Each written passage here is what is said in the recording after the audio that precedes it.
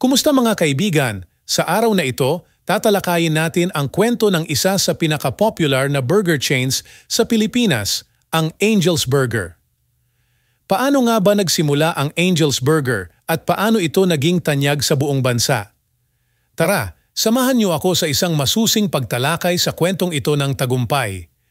Ang Angel's Burger ay nagsimula noong 1997 sa simpleng pangarap ng mag-asawang Joseph at Lourdes Samson. Nais nilang magtayo ng isang negosyo na magbibigay ng masarap, ngunit abot-kayang pagkain para sa mga ordinaryong Pilipino. Sa halagang 20,000, sinimulan nila ang kanilang unang burger stand sa Quezon City. Ang konsepto ng Angel's Burger ay simple ngunit epektibo. Nag-aalok sila ng buy one, take one na burger na agad na naging paborito ng maraming tao. Ang kanilang produkto ay hindi lamang masarap kundi abot-kaya rin na akma sa budget ng karamihan sa mga Pilipino.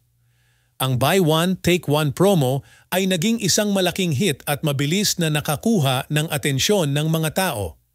Dahil sa tagumpay ng kanilang unang tindahan, nagdesisyon ang mag-asawang Samson na mag-expand. Unti-unti, nagbukas ang Angel's Burger ng mga bagong branches sa iba't ibang parte ng Metro Manila. Ang kanilang agresibong expansion strategy at mahusay na marketing ay nagbigay daan sa mabilis na paglago ng kanilang negosyo.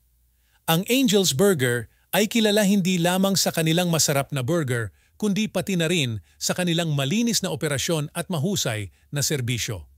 Siniguro nila na bawat branch ay sumusunod sa mataas na pamantayan ng kalinisan at kalidad na naging dahilan ng patuloy na pagtangkilik ng mga customer. Sa paglipas ng panahon, pinalawak ng Angel's Burger ang kanilang menu upang masaklaw ang iba't ibang pangangailangan ng kanilang mga customer. Bukod sa kanilang classic na burger, nagdagdag sila ng iba pang produkto tulad ng cheeseburger, hotdog at footlong. Ang kanilang pag-diversify ng produkto ay naging susi sa kanilang patuloy na tagumpay. Sa kasalukuyan, ang Angel's Burger ay mayroong mahigit sa 1,000 branches sa buong Pilipinas. Patuloy silang nagbibigay ng dekalidad na pagkain at serbisyo sa milyon-milyong Pilipino. Ang kanilang dedikasyon sa kalidad, affordability at customer satisfaction ay nananatiling pangunahing prinsipyo ng kanilang negosyo.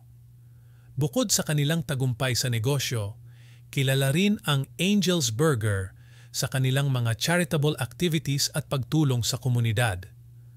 Ang kanilang commitment sa social responsibility ay nagpapakita ng kanilang malasakit hindi lamang sa negosyo kundi pati na rin sa kapwa.